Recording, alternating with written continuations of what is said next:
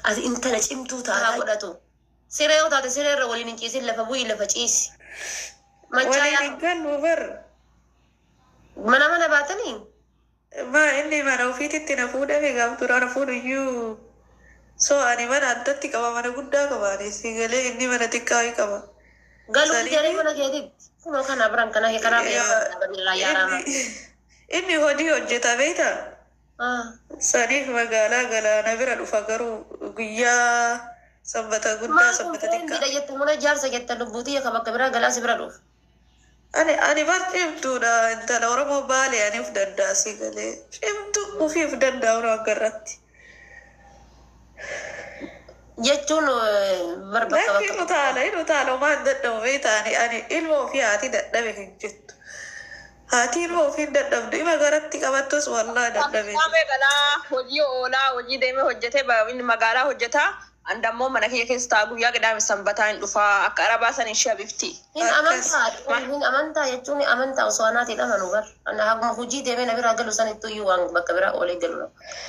Adda adda bakka fedhe oole ilmootii yaan qabaan ilmootii eta garaa qofatanii nan jaaladhu. Ani nama dhiiraa hin jaaladhu eega garaa godhadhe booda. Maali irraa godhana? Nama jibbisiisa isaa? Laa ilmootii etanii nan jaaladhu siin jedhaani jaarsi waan dhufuuf iyyuu dursa ilmoo sii kenne. Maaltu si hafeme?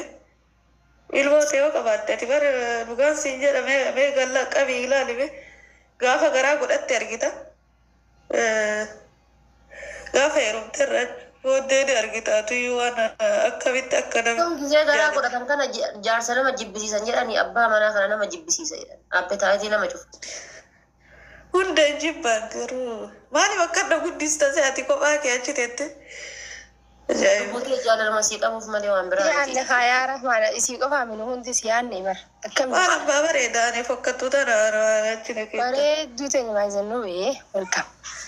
Ati bareedduu qashti. Hagatii kanaayyuu cimtuu ta'uun kan kee waan guddaa nyaatallee diqqeessi ishii haga gaafa deettuutitti.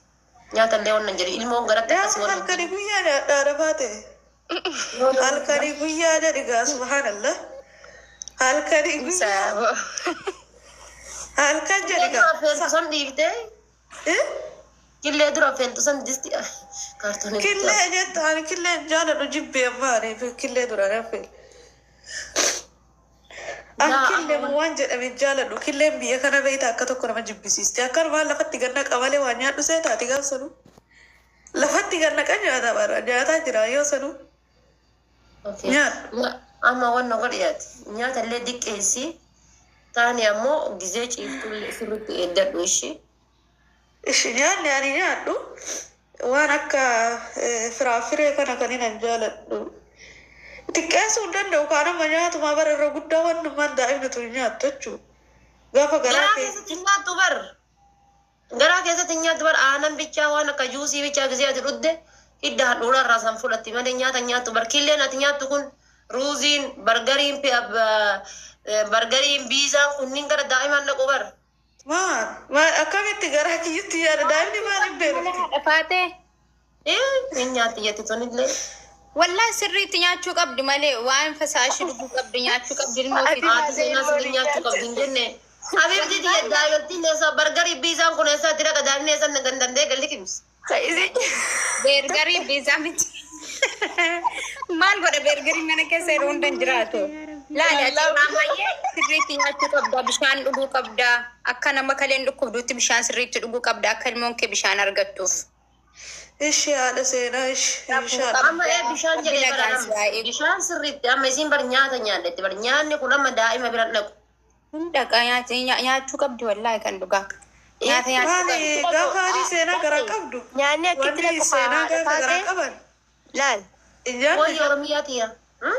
Nyaanni akkatti dhaqu haadha faatee daakamee wanni hundinuu haadha keessaan itti dhaqa rahmaa bira. Rahmaan daakameetiti qaama isii keessaan handhuuraan ilmootti dhaqa. Malee nyaata isii nyaattu kana malee ilmoon akkamitti jiraatti? Jiraachuu hin dandeessu. Amma biizaan bargarii lukkuun kun foon kun illee dhaqa. Ni dhaqa hundinuu cuunfamee dhaqa daakamee maashinaa wanni hundi garuma namaa keessa jira. Maashina garaa keessa qabdi isiin. Nu hundi atoo ni qabdu. Namni walitti nyaachuu qaba. Hai, maashina garaa keessa qabdi hin jirne iyyuu. Beekaa jetti ati. Lakki rabbi jaarsisi yaayiru kaa isillee na heerumtu amma garaa qabdaan du'aayee godhiif. hiriyaan isillee heerumtee mire. Dubbuutii yaa qoy jaarsi kan kee obboleessa qaba. Jaarsi kan kee sun kama ajaa'ibaati galii qonnaa namaa kennu sun torbaanitti harka takka. Ati obbo jaarsi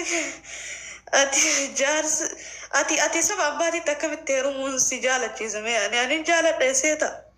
Gaafa heerumu sani jaaladhe. Namarra itti waa icciitii waa itti himadhuu kanuma. Saba abbaatitti ati jaalannaan ittiin heerumne. Laa jaaladheen heerumne. Wanni heerumee fi wajjin yeroo dheeraa waliin jiraadha miti.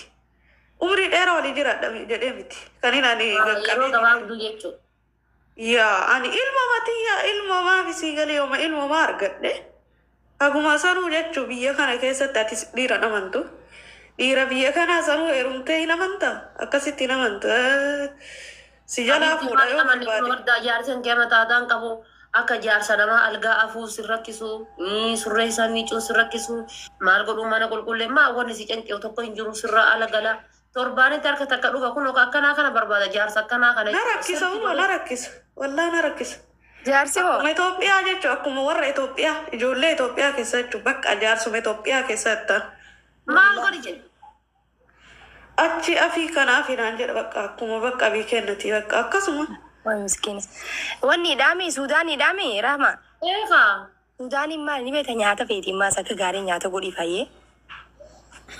Torbaanitti harka takka dhufaa bar torbaanitti akka takka bichaa. Guyyaa inni dhufsaniif dura qophaa'eeti Rahmaayee laal nyaata kana ilaalan. Anamma dantaan qabu alhamdulillah.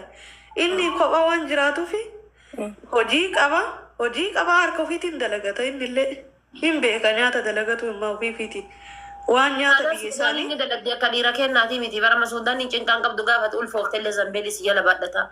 Akka kenna ilmoo gara si ta'ee zambeelli sitti hin baachisu bar. Kenna kun rakkoodha bar.